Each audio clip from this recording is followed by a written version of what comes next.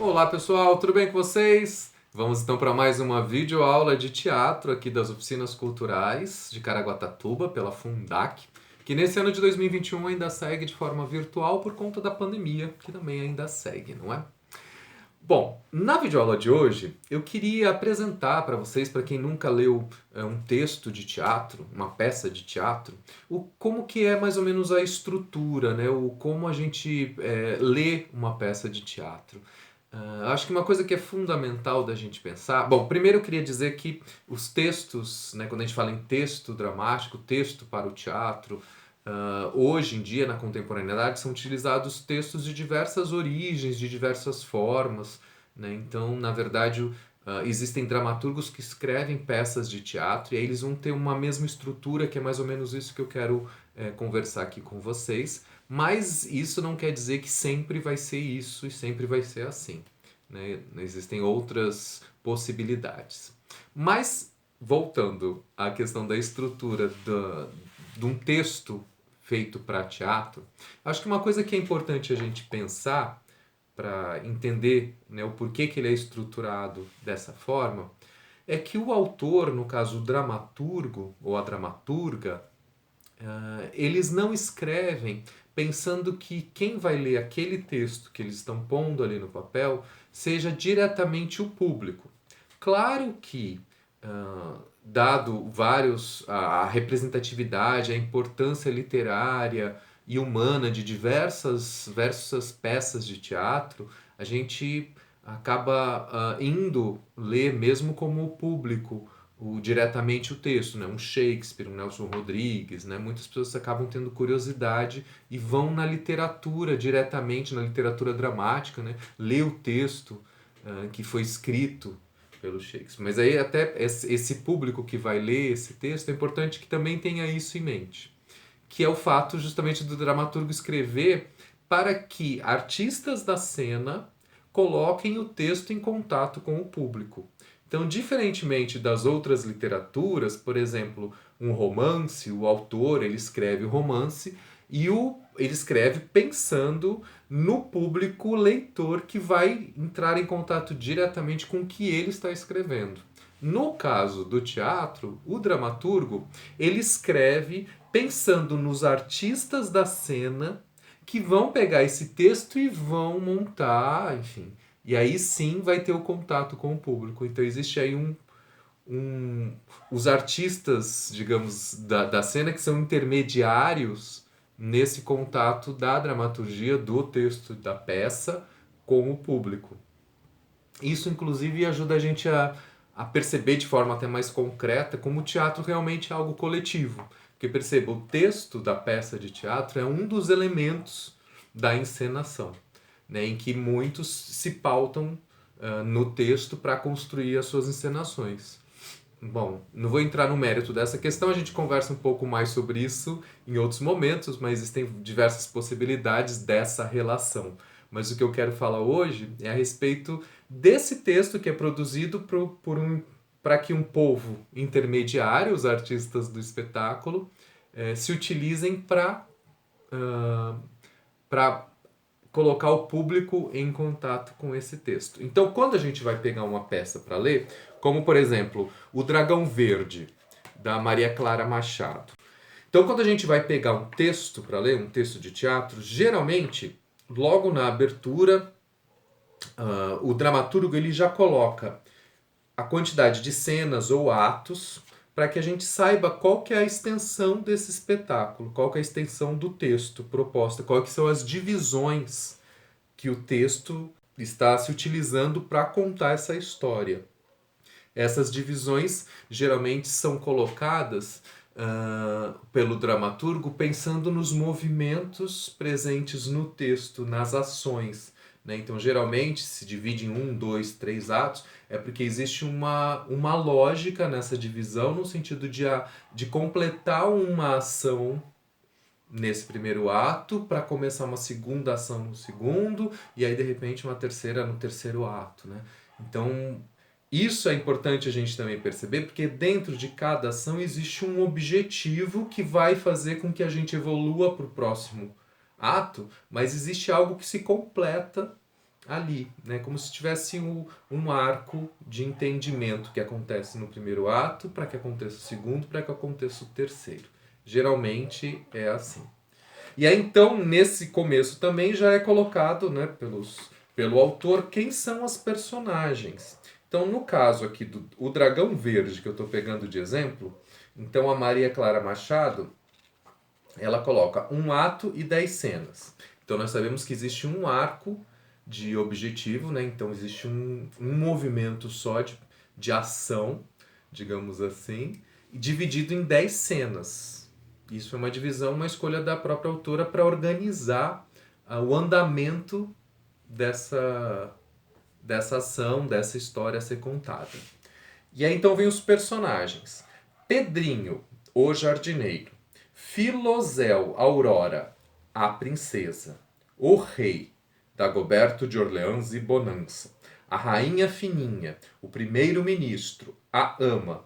Professor Golias, dono do curso de vestibular de heróis. Então percebam que eles vão dando, né, geralmente se coloca o nome da personagem e dá alguma característica quando o autor acha importante já indicar. Então, no caso, o Pedrinho, ele é um jardineiro. Então, a gente já sabe que esse personagem ele é um jardineiro, é uma princesa, é um rei. Isso ajuda a gente já ir imaginando como que seria a postura, como que é a construção dessa personagem, né? Qual que é o caráter, né? Tem alguns autores que colocam algumas indicações de idade, de caráter, enfim, tem mil possibilidades. Nesse caso, a Maria Clara Machado nos dá uma hierarquia. Então diz, ó, esse é o rei, essa é a rainha, esse é um jardineiro, a outra é só a ama, o outro é um professor, mas explica que ele é um professor do curso de vestibular de heróis. Então não é qualquer professor. Isso ajuda a gente, quando for ler o texto, porque o texto ele é composto basicamente por diálogos. Então que a gente já comece o texto tendo em mente quem é aquele personagem que está falando aquilo. Porque durante a leitura do texto, vocês vão ver que o texto ele vai apresentando os diálogos. Então tem o nome da personagem e a fala daquela personagem. Como por exemplo, apresentador. Senhoras e senhores, o espetáculo vai começar. Cigana.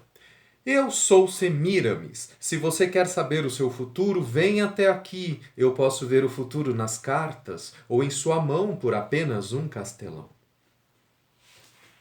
Depois, quando a gente vai começar a ler, vocês vão ver que há uma apresentação inicial de qual que é o ambiente em que está se passando aquela cena, né? Que é uma forma da gente visualizar o ambiente, o onde que aquela história, aquela ação está acontecendo para que os personagens, para que a gente entenda o porquê também da ação das personagens, das falas daquelas personagens, para na hora da montagem a gente saber também entender o que está se passando, né, nesse contexto. E aí, então, quando a gente vai começar a ler o texto, a gente vai ter lá uma apresentação do ambiente, geralmente uma descrição. Por exemplo, primeira cena, uma praça na cidade, feita com barracas, mágicos, pregões, todos falam ao mesmo tempo. Então, geralmente se dá uma descrição do lugar para que a gente visualize aonde está se passando aquela ação, do clima, né? Então, nesse caso, parece um lugar com muito barulho.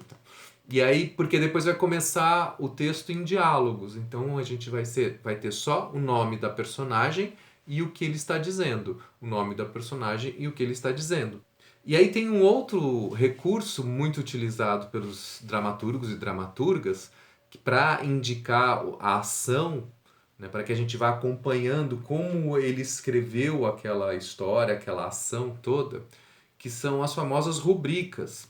Então são trechos, textos entre parênteses, que são geralmente vem antes ou depois da fala do personagem, ou no meio mesmo, indicando algumas ações. Essas ações podem ser ações físicas da personagem, podem ser algumas indicações de sentimento, às vezes de ação emocional, também acontece.